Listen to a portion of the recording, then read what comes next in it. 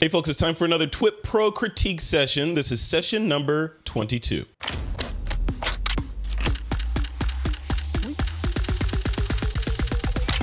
This is TWiP. All right, session number 22 is on deck for us to review. I'm here with my good buddy, Mr. Troy Miller. Hey Troy, what's going on, man? Hey, I'm good. Just hanging out with my bud. Yeah. You ready to dive into these images? We've got a lot to go through. I figured we maybe shortcut all of our pre-show banter and dive right into these. We've got a mountain of these images to go through, and nobody wants to hear from us anyway. So. Yeah, that's true. That's true. So lots of stuff to go through. But before we do that, I do want to do a little pre-show banter because you recently went on a cool trip.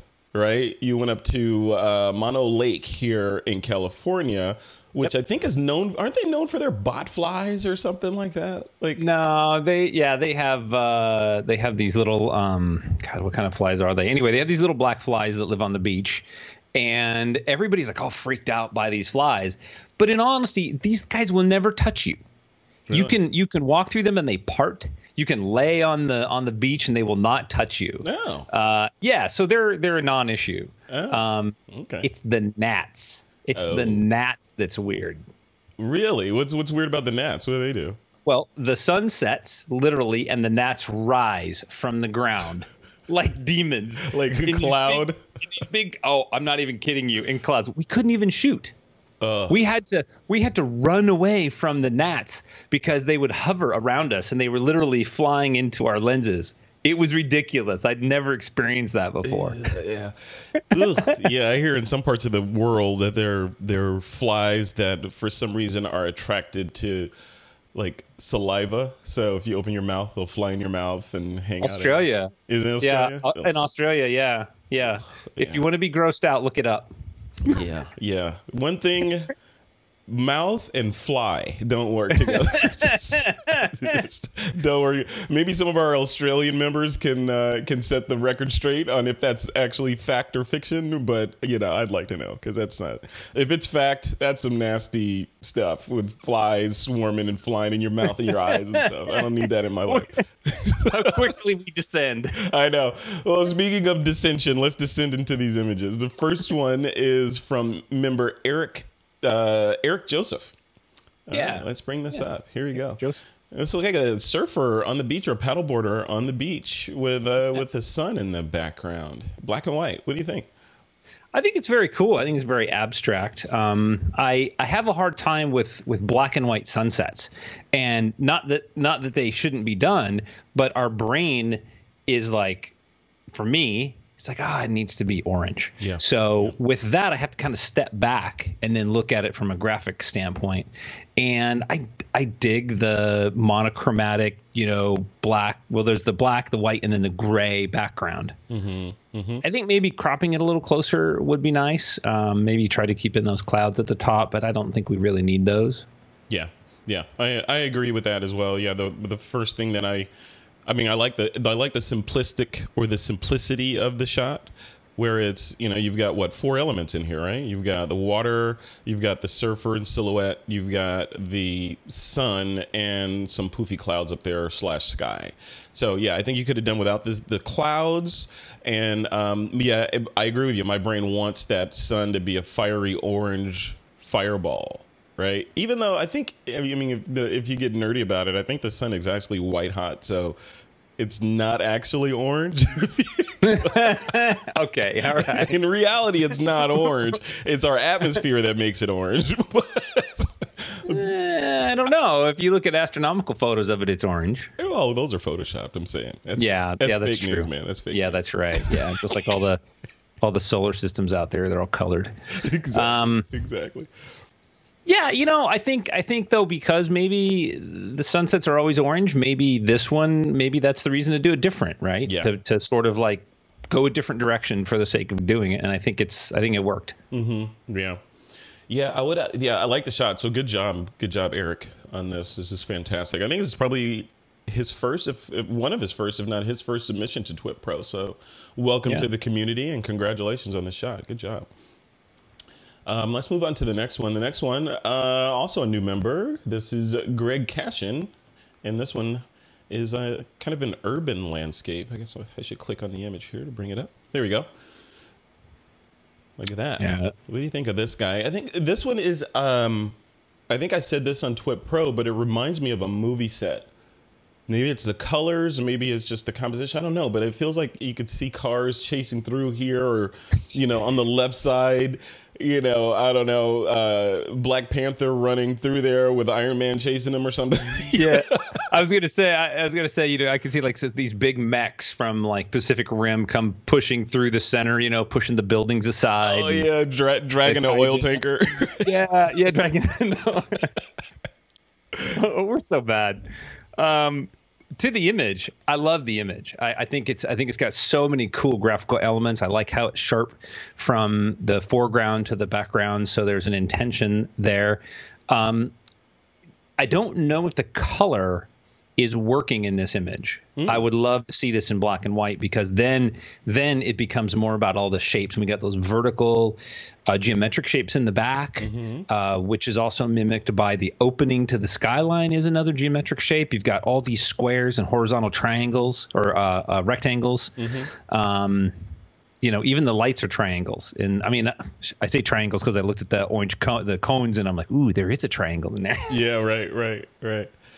Yeah, I'm looking at this. I don't know that I necessarily like this in black and white. I like this because he shot it. I believe he said he shot it at twilight or in magic hour. I forget which one. I know it was either magic hour or first thing in the morning. I'm gonna go with magic hour, sunset. I think he said that on TWiP PRO, and I like that because it does evoke that feel of the sun has just gone down and the city's just coming to life, and the lights in the buildings are popping on, and you know the streets are deserted for the most part because everyone has made it through and are at home, probably eating dinner or something, watching this on YouTube or something, right? But that said, if I want to look at it with a more critical eye, my brain searches for the subject of this image. Now, albeit you could say the entire image is the subject, and it's just, you know, hey, I'm showing the city at this point in its, you know, it's this point in its day, but what's the subject of this? Is it the train that's crossing there? Is it the road going underneath the overpass? Is it the buildings? And I know what you're going to say. You're going to like, maybe if they had put a model in there underneath that bridge, or in the light of the spotlight. Yeah, I'm looking at that going, ooh, yeah. So, but other than that, I mean, that's splitting hairs, obviously, and it's an artistic interpretation of what the artist wanted to do with this shot, and I think he did a fantastic job, especially if the goal was to capture this magic hour up there. Right. Yeah, because it does give that feel of magic hour, which I think it would have been completely obliterated if it was black and white. Now, albeit, you know, it was still black and white, contrasty, different image entirely, right? It was said something completely different. And you're right, those geometric shapes would have popped out more, and we would have got more of a feel for the architecture of the city. But, you know, it depends on what the artist is going for, right? Oh yeah, absolutely, and well handled vertical lines, horizontal lines. That's really nicely done. Looking at this as you were chatting, I'm thinking, you know, if you bring the tones down, increase the contrast, bring those tones down, and make the light that's on the ground from those two little spotlights, make that your subject.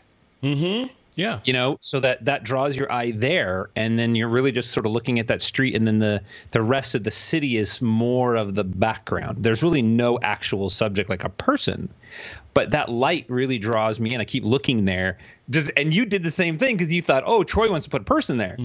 So that's actually probably our subject, right? Because we look at it, it's the brightest spot. Yep. So many potentials here. This is really cool. Yeah, cool shot. Yeah, and I like that. And Greg, know that it is not lost on me that your vertical lines are in fact vertical and your horizontal lines are in fact horizontal. So that obviously that was intentional. You did a great job. Well done. Yeah, very well done actually, because you can see it right along the edge of the frame and perfect. Perfect.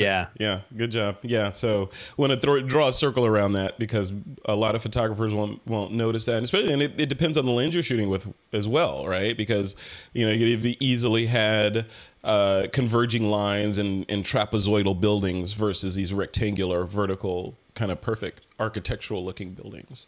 So, very good. All right, moving on to the next one. Number 3 is Matthew Moore. Check this out. Look at that. Oh yeah, cool car. Yeah, and that makes me think of Christine. Remember Christine? I do. I know that. I have a truck that's like that. Do you really? Well, it keeps dying, but Yeah. Oh, that car. Oh, yeah. I thought like literally. I thought you were talking about you have like a '57 Chevy truck or something.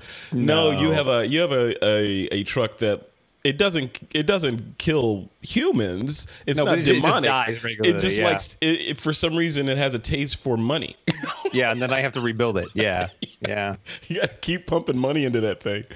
Yeah. So yeah, this is a straight up kind of car show shot here with, he's got the symmetry going on. Obviously, we know what the topic is, the car, and the color, which is popping out. This kind of a fuchsia, purplish color, and lilac. Yeah, lilac.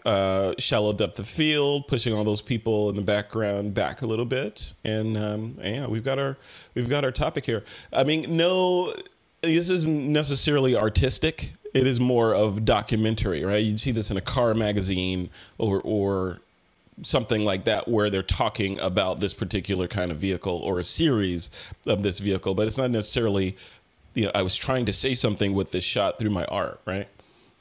Yeah, maybe. I mean, I think that with an image like this, if you want to take it beyond documentary, then you need to, get rid of the people in the background, maybe have shot it from a much, much lower angle so that opening grill feels more like a face, and you get rid of that bright highlight in the sky. I dig this shot, though. Yeah. I mean, this is a very classic style and direction for a vehicle. I do notice, though, that it looks like the right headlight, camera right, is out of focus, or it's soft. But it looks like, Matthew, it looks like you're standing right in the middle.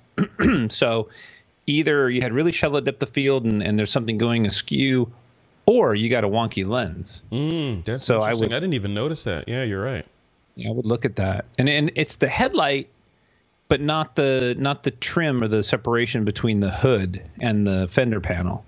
Right. So there's something weird, because even the driving light on the lower right is out of focus. It's soft. Interesting. Yeah. Yeah, maybe check your lens, or maybe he shot it originally slightly askew and then fixed it in Photoshop.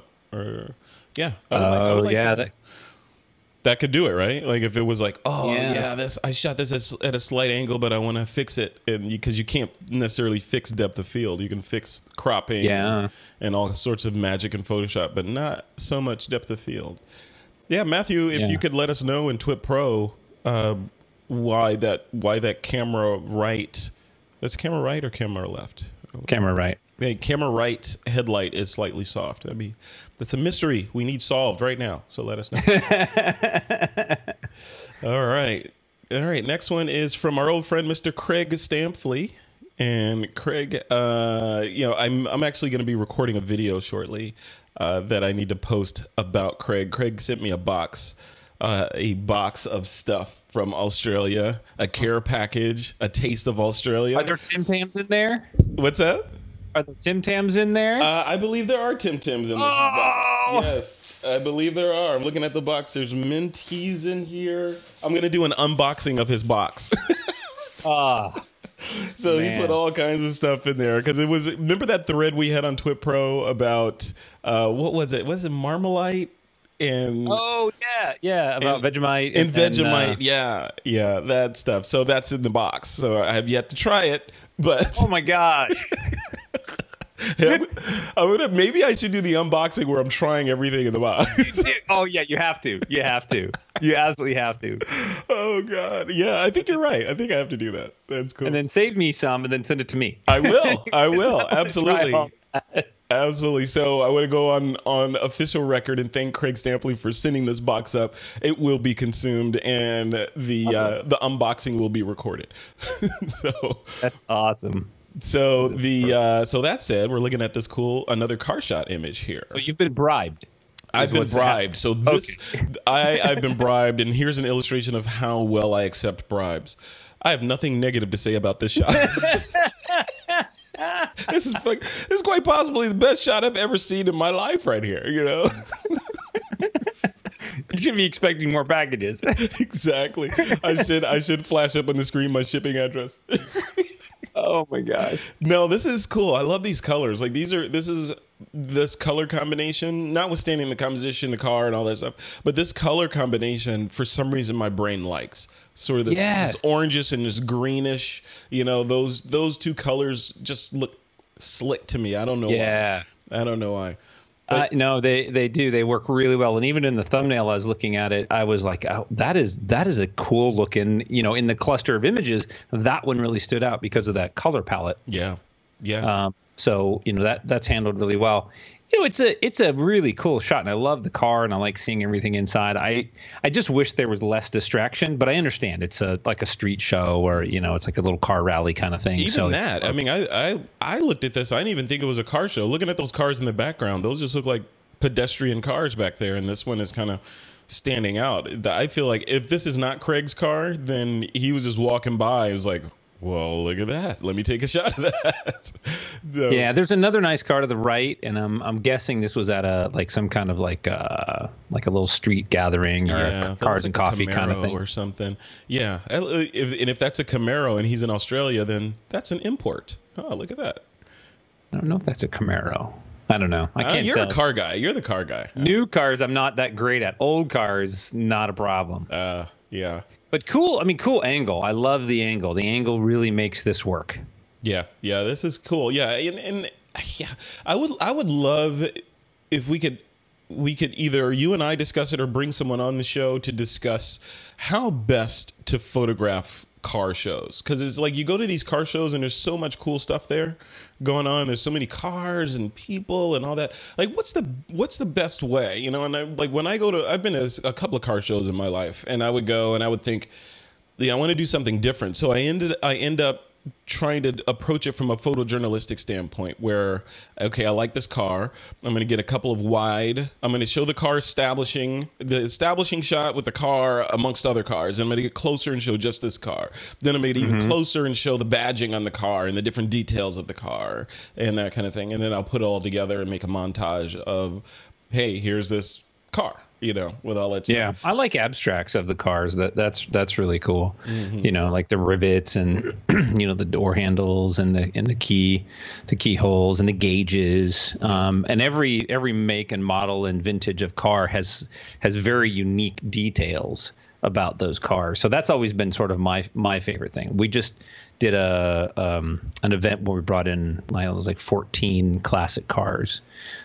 Had all of our students play and photograph them, and it's really cool to see, especially the detail that the people put into restoring these things. It's always neat to get the car owner, if you can, in the shot, you know, because this is their baby. A lot of them do it just for fun, so they put a lot of time in it. Yeah.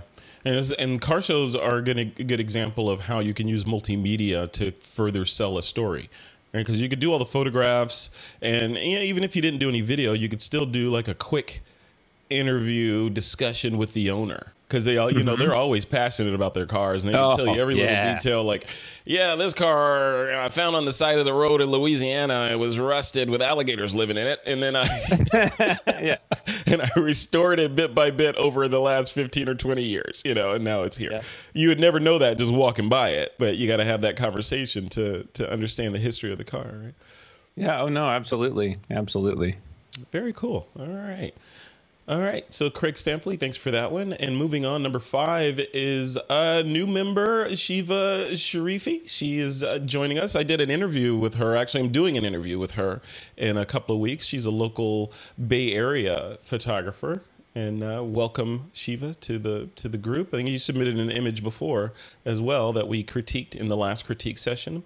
But look at this one. This one looks like a crop, like aliens landed in a range. Oh, no, that's Westworld for sure. This is Westworld? Oh, yeah, that's right. She's standing in the center of the maze. Yeah. Look at that. Yeah, I just started season 2 of Westworld, by the way. Oh, my gosh. Yeah. So don't tell me about it. No spoilers. No, I won't tell you. Yeah, I don't know. I hear it's going up and down. I don't know. So I'm going to make my. But yeah, I'm not gonna tell you that I was disappointed. I won't tell you that. Don't. Well, it's science fiction, so it's highly subjective. So your disappointed made me my wow, this is the meaning of life. So who knows? Our next critique banter, we'll talk about it. There you go. Yeah, we'll do a Westworld deconstruction. Perfect. There you go. There you go. So what do you think about this one? I mean, because she's got the pattern of rocks there, and then she's got the nude in the center of the pattern of rocks. And I know I have a couple of ideas. I got notes here that one thing that you're gonna say about this image. I'm gonna see if I'm right. Okay, go ahead. Go for it. What do you think? Oh, well, I would like to see some more space around the bottom half of the image. Mm-hmm. And I'm assuming that she put the model there. So that's really killer. I mean, I love the fact that you saw this, you put her there. I'm assuming you didn't lay the rocks out. If you did, that's extra points. Oh, yeah.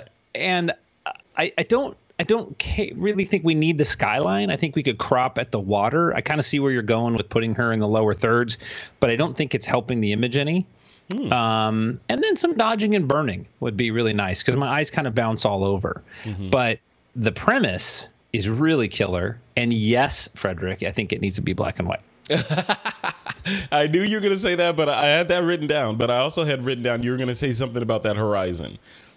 Yeah. Something about and you did. You said you should lose it completely, which I agree with. Yeah, I don't think the mountains in the background or the coastline are adding to it much. In fact, it might be taking away from it. But if we crop in more to show, even the dirt on the sides of the circular, the rock arrangement there, mm-hmm. we crop in more just to show that, hey, the rock arrangement, or even crop into some of the rocks. You don't necessarily need to show all of the rocks, right? And lose that horizon. It becomes more about the subject, which is the girl standing there, right, kind of for some strange reason in the middle of those rocks. So that's I dig it. This is really cool. I want to know where that is. Actually, I want to go there and stand right there. I do too. Yeah, I think it's cool. I do. I think that, when you look at an image like this, as we look at it, just sort of subconsciously think about where your eyes are looking at that very moment that we're looking at the image. And you're like, oh, I'm looking at the mountains. And then, oh, I'm looking at the top left corner. And then I'm looking at the girl. And then now the lower left corner. Well, anything that you're looking at that's not intentionally purposeful, like I want you to look here, mm-hmm. those are things we either remove or we burn them down or we defocus them so your eyes move. And I really just think that focusing on that maze and the girl in the middle is really where we need to be, and that's just some cropping and dodging and burning. Yeah, and monochromatic. I think monochromatic would help it a lot. Yeah, and as I'm looking at this image, you see the long shadow shooting off to her left, to the model's left there. Mm-hmm. I didn't even notice that because of all the other detail in the image, and that's it makes it almost look like a sundial. Mm-hmm. With her as the middle of the sundial. I would have loved to have seen, or if you cropped in more, maybe that would become more obvious that there's that long shadow that reaches just to the edge of the maze, right? Yeah. So it's actually pretty cool. Yeah. No, I dig it. Very neat. Very neat. And compositing wise, we put like 3 or 4 of that model in there in different spots in the maze. Finding her way to the middle of the maze. There you go. Look at that. Right. No, it's a cool shot. I love it. Super cool. Yeah. And Shiva, thank you for submitting this. It's fantastic. All Shiva photography. All right. Next one is from Mark Charette. Mark, and this one's interesting because this one is obviously it is a 360 panorama, and that's mm-hmm. what Mark does. Mark specializes in 360 panoramas. I've had him on TWiP before, so we're gonna have to find a way to better illustrate his work in here because this image. I forget what he told me in the interview. What this unwrapped version of the image is. It's this long multi-syllable word, and I forgot what it is. But when you convert this and take this image and put it in Facebook and tell Facebook or whatever that this is a 360 image, then it does the right thing and stitches it together and puts you in the middle and you can look around. But it's interesting because we got to have Mark on to discuss the rules of engagement for creating these kinds of images because they're different. This is a completely different art form from just creating a regular 2-dimensional image. It's not necessarily 3-dimensional, but you're looking in all directions. So your lighting has to be good in all directions. It's not like you can hide stuff off to the left there. That's like. But I'm assuming that the chairs on the right would be behind you.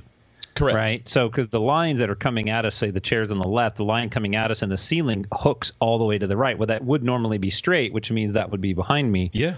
So that's very cool. Mm-hmm. Yeah, and there's some cool stuff you can do with that too. I did an experiment once with video 360 where, you know, I was just playing around and I shot a subject in front of the camera, and then I did it again.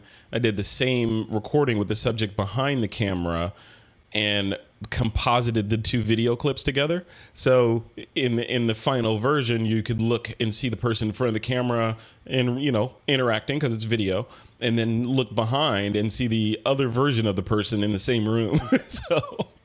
So wow. there's some cool stuff that you can do with 360. So Mark, we got to get you on This Week in Photo to update us. I think he was on like a couple of years ago, and you know, the technology for this stuff has come a long way. It is definitely. Yeah, it's very cool, and it takes a little while for your brain to kind of figure out what it is.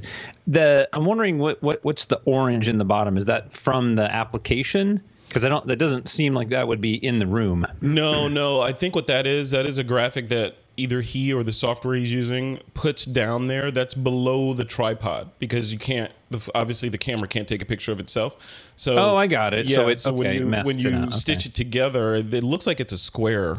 So when you stitch it together and you look down in the image, you see his logo down there. So that's cool. Mm-hmm, yeah, which is really cool. This is a perfect spot for the logo too. He needs to post a link in TWiP Pro to the, you know, so we can see it actually function as a 3D. Yeah, Mark, if you could do that, that would be fantastic. Post that.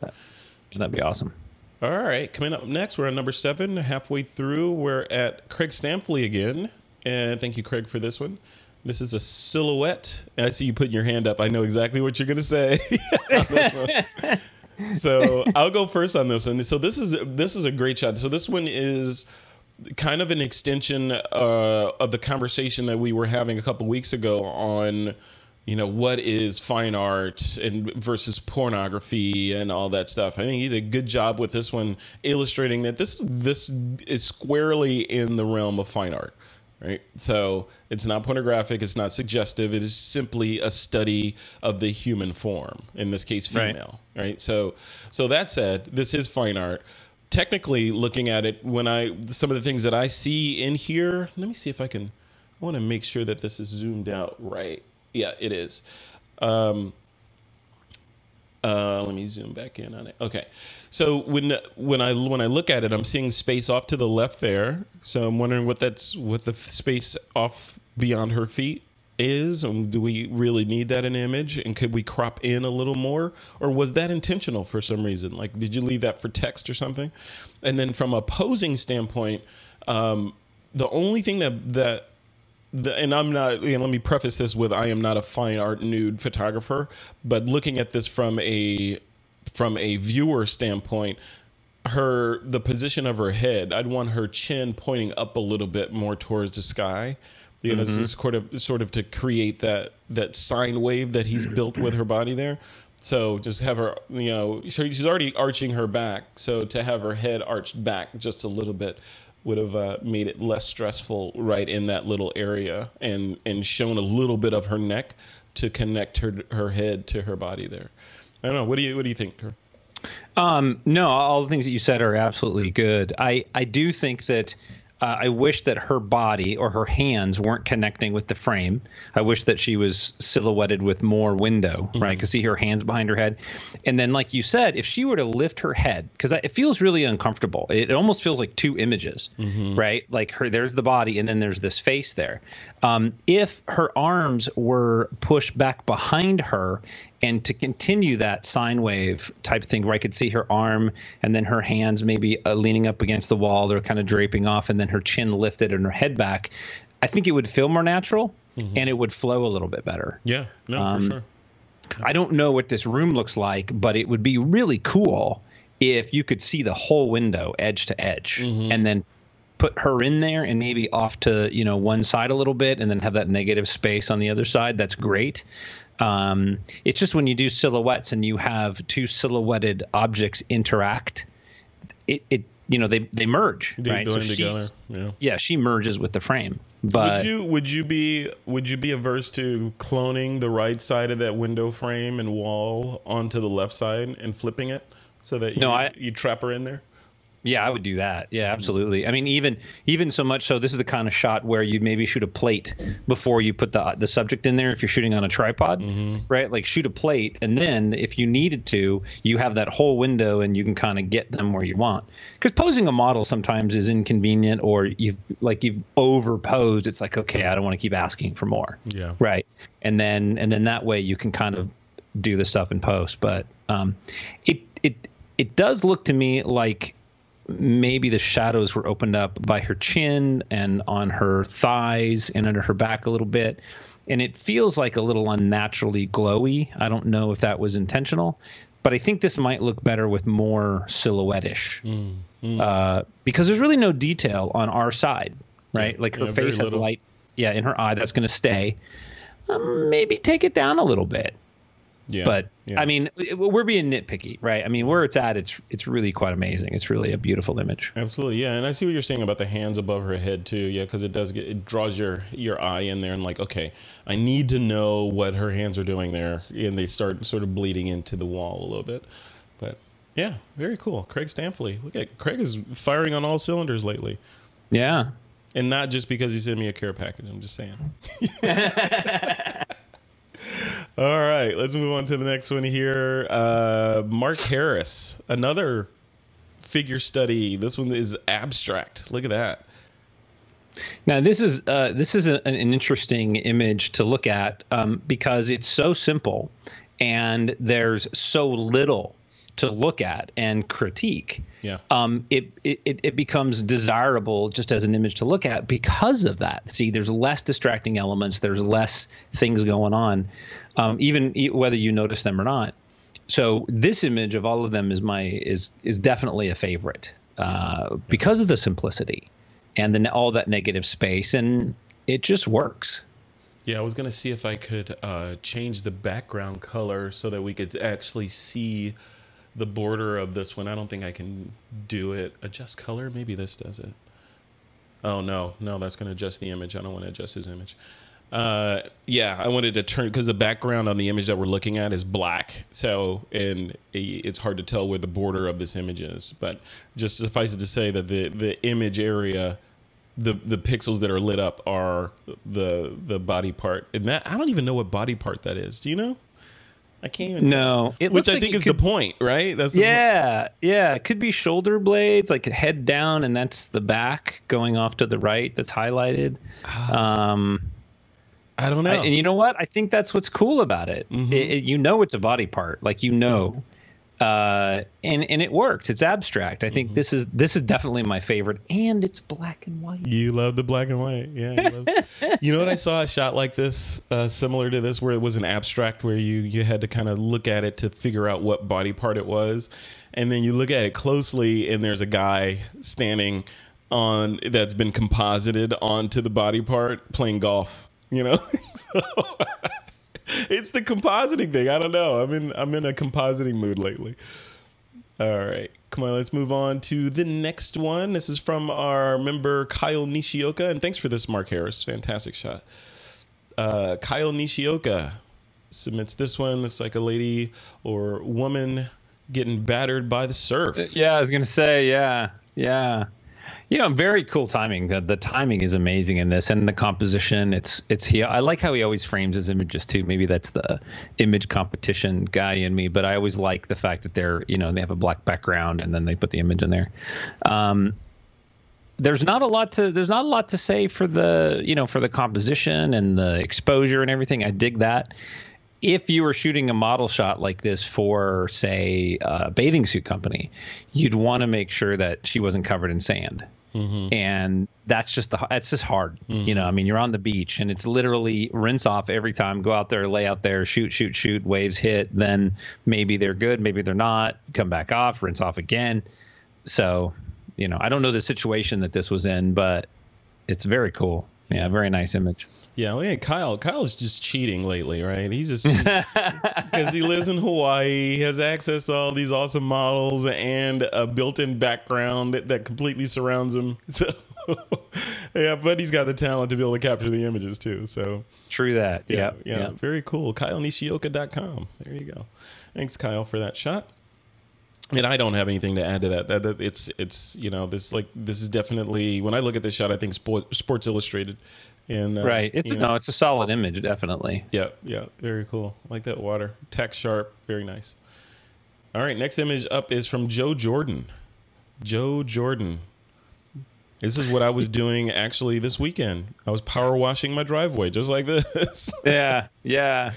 Yeah, it's really cool shot. I mean, it's just, this is a very photojournalistic, very good timing. Obviously, I'm going to say obviously, but this isn't something that he went out there and set up. So this is something that you see, you go out and you make this shot. The cropping of the tree on the left is fantastic. The cropping of the tree on the right is fantastic. Creates a beautiful frame. Very intentional use of framing. Maybe crop up from the bottom a little bit so we're all in that hedge. We don't have that little triangle down there. Yeah, I agree. Yeah. But I mean, there's really not much more you can do to this. It's handled very, very well. Maybe a little more saturation so those orange pop, maybe a little bit more contrast, little things like that. I tend to like things juicier in the image, but great head position of your subject in there. I'm curious, did you see this from afar and then come over and find this spot and really think about it? Or was this like, ooh, and then you shot it and then, you made it work?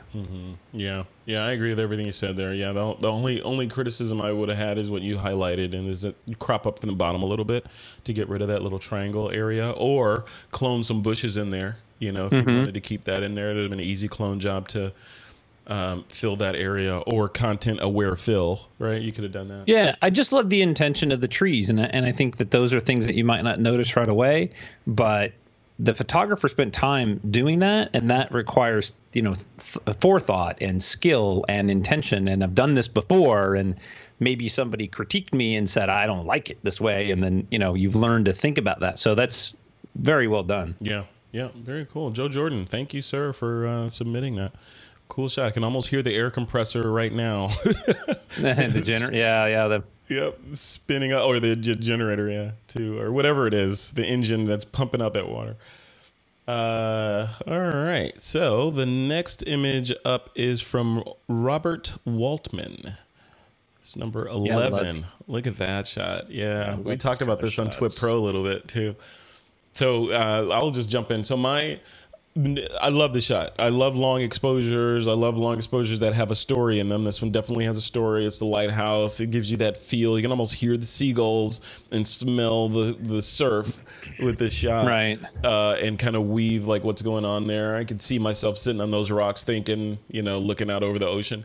The only thing that and I think I mentioned this on TWiP Pro, the only thing that I would have probably pulled out of this shot is, you see that thing on the horizon way in the background?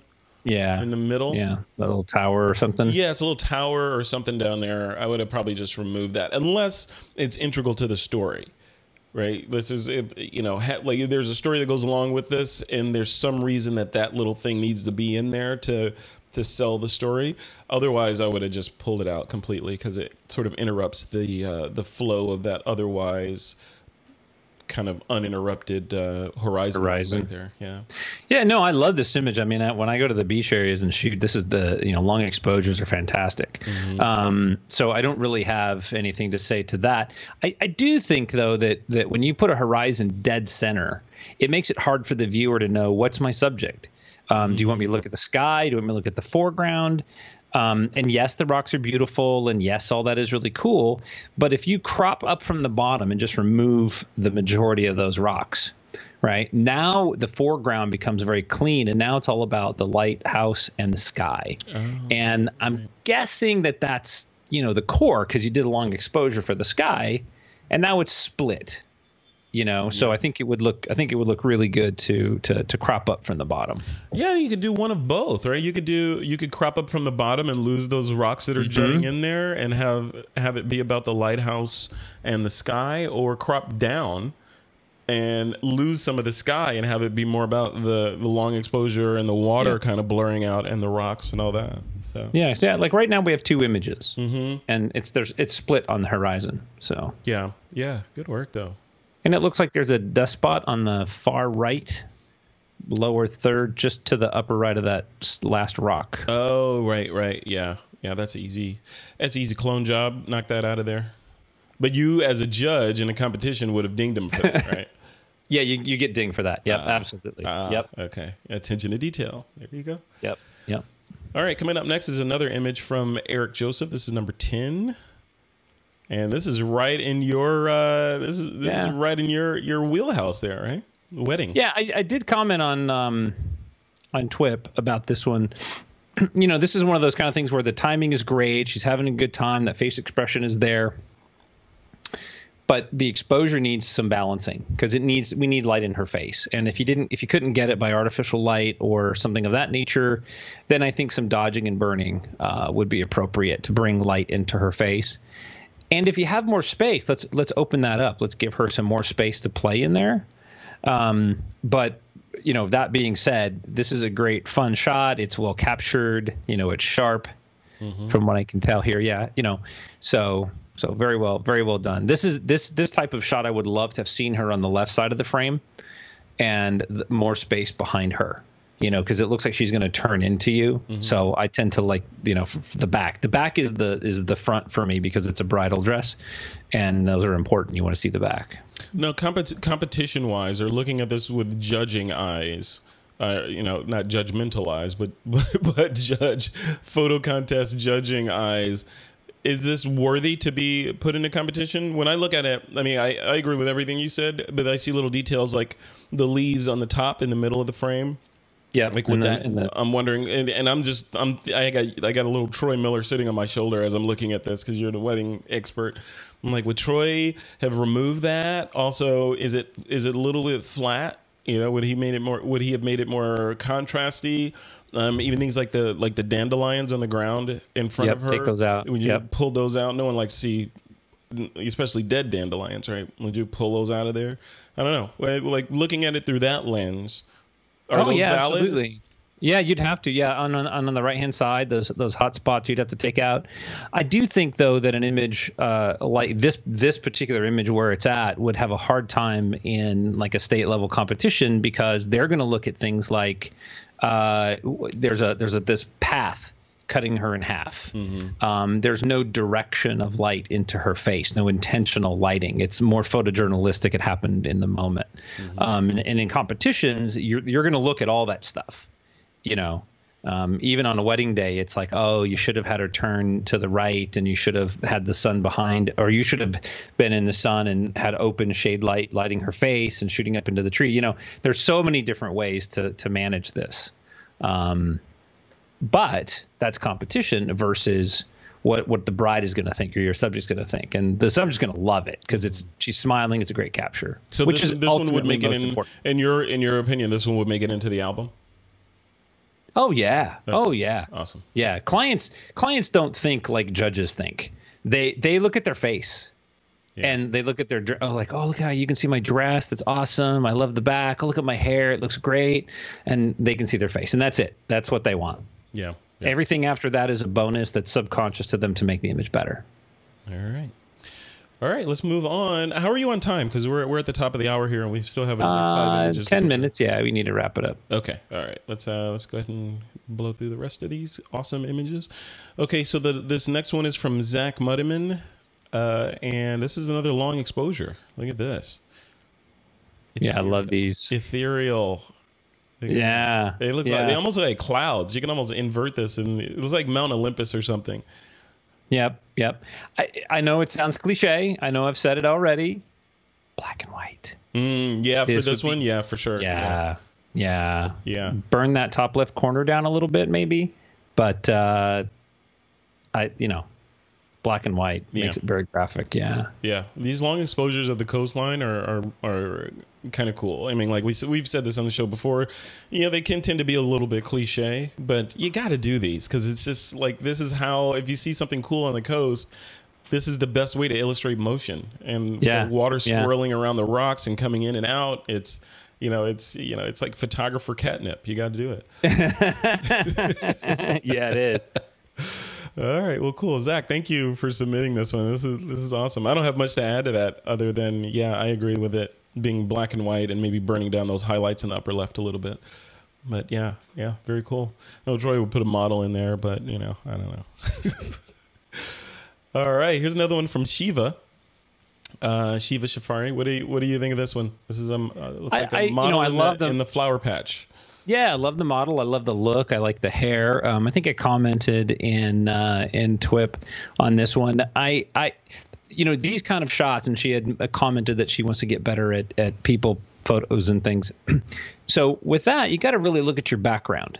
Is it adding to this image? And in this case, you've got these taller flowers off to the right and not to the left, and there's a hot spot there. So what I'm thinking is if she had stepped back towards the camera, if the photographer had stepped back, if she had stepped back and then turned to the right a little bit and used those taller flowers, you would clean up that sky. You wouldn't have that hot spot there. It wouldn't be distracting from her face. Those are just little things. In general and overall, I love the little attitude and the tilt of the shoulder, because that's not a square pose. That's nice. I love the look in her face, the hair blowing in her face. I love all of that. That's just really great. Yeah, 100% agree. Yeah, a more symmetrical or less distracting background would have put the focus on the model more. And who knows what the rest of the background looked like. But if it were possible to take a step, say for the photographer to take a step to the left and put the model more in front of the tall flowers there, or bring her off of them a little bit and throw them even more out of focus, then that would have eliminated that sort of distracting side on the other side, like what's going on over there. Yeah, and I actually carry a very short step stool with me when I go on wedding locations, because I never know what I'm going to get. So this case, if you had stepped up even a foot or so, it would have isolated her into those flowers beautifully, and you would have gotten rid of that highlight, and that would have lifted her chin, which is also a really good look. Yeah, the old step stool trick. You can get one of those at Target for like $10, and you're good to go. Yeah, cool. All right, Shiva, thank you for that.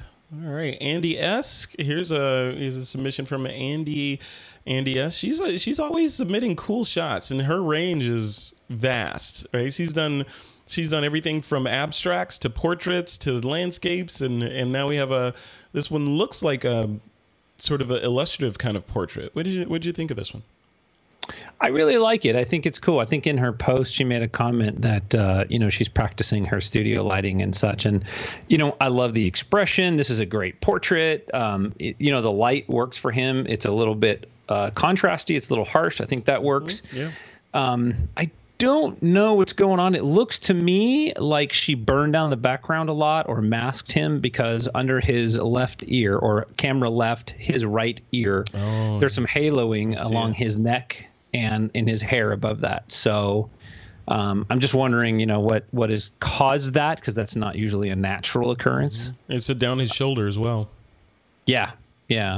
So she may have burned that background down. I'm guessing she had to mask him out and burn down that background, because that light being that close to the background would probably light it up more than she may have liked, or she dropped in the background. That's what I was going to ask. Yeah, which she probably did. She does that. Yeah. She's a really good compositing artist. So yeah, Andy, if you let us know, was this background there, or did you mask your subject to make him pop more out of that background? Yeah, the shadows on the background are softer. What a cool face, though. Look at that. I know. I like that. Yeah, that's great. Okay, yeah, definitely a character right there. I'm sure this guy has some stories to tell. All right, moving on. Second to last one. Craig Stampley's back in the house again, shooting power lines here, electromagnetism, and all sorts of tech here. Look at that. That is cool. I like the vignette on this. I like the sky and the clouds, and yeah, this one's kind of cool. The only thing that makes me kind of look at it closer is it looks like he shot this with an ultra wide angle lens, probably borderline fisheye maybe, but that horizon is kind of shifted off to the left a little bit in terms of where it is, and I'm calling that out because I know you're going to call it out. So, what did you think of this one? Well, you know, I dig it, and what I think you should do, I wouldn't do anything to the exposure or the vignetting or anything. What I would do is I would crop in, I would remove that all the bushes and the horizon entirely, and just go for the graphical element, the abstract element of all those lines and the triangles that make up the tower. So I would just push in a lot and just remove everything that isn't just the lines in the tower in the sky. Oh, right. Yeah, there you go. Nice. Yeah, we don't have power lines here. For some reason in Northern California, I don't see very many power lines. I think they've started burying everything. So yeah. Very cool. Very cool. All right, Craig Stanfley running this week's critique session. And last but not least, number 17 from Kyle Nishioka. Yeah, Kyle. Yeah. Look at that one. Kyle, looking range. He went indoors this time. Look at that. Yeah, and he was in Vegas, he said, so he was close to us. Yeah, look at that. Didn't even call. Yeah. I like the composition. I like her being out of focus. I like that. I'm not sure that I like the straps hanging. Mm-hmm. I mean, maybe it's suggestive. I can kind of go with that. I wish they were connected to something, right? Because then they're not just hanging there. I love the pose, the expression. It's very very quiet. I dig that. Yeah. Where I fall on this one is I would the largest element in this photograph is the blurry version of her, or the real version that's looking at the reflection. Right. So I probably, in the door back there, none of that adds to the image itself, and even in the window in the back of the reflection there. So this one could probably almost definitely do better with some cropping. Even on the left side of the frame there's that sliver all the way down the left side of the door frame or something. Yeah, the mirror. Yeah. But just cropping in to say, hey, she and her eyes and her look are the topic of this image, and it make me think that the out of focus version is the real her, and she's looking at a reflection, right? So yeah, because you could actually crop the right side of that frame off right down the middle of her back, so you don't see her hand anymore. So it's literally just the left side of her out of focus body being suggestive that that's her seeing herself in the reflection. Absolutely. And I think that would really help a lot. Yeah, no, I 100% agree. Very cool. Yeah, cool so great job, shot. Kyle. Just need some cropping. That's it. Very cool. All right, well that's it. We blew through 17 images, sir. So many good images too. Yeah, and I'll post all these as normal in a blog post on This Week in Photo. So with this video, so folks can go there and check them out and follow along with us and look at the higher resolution versions as we talk through them. So that's really cool. So any parting shots before I let you go? I know you got 1 foot out of the door. You got to get out of here, man. No. You're like, okay. Yeah, no, I'm good. Yeah, as soon as you hit stop, I disappear. Yeah. No. I thanks again for bringing me on, and thanks to everybody for submitting images. I mean, it's fun, it's brave, and it's so neat to see other creatives out there creating images and what they see and how they see them. I dig that. So absolutely. And if people want to check out your work and see why you are qualified to be commenting on their work, where should they go? Imageryconcepts.com is my wedding site, and spicyjello.com is my not everything wedding site. Fantastic. All right, Troy Miller, thanks again for your time, man. I appreciate it. All right. Thanks, buddy. All right. That's it for this week's TWiP Pro critique session. If you want to get your images in, if you're a TWiP Pro member, you know what to do. Just go over to the photo critique topic area on TWiP Pro. And if you're not a member, just go over to TWiPPro.com and sign up and become a member and join the fray. We do these about every week, maybe every 2 weeks sometimes, depending on the flow and what's going on in our respective worlds. But yeah, we'd love to see you in there. And that's it. We'll see you guys next week.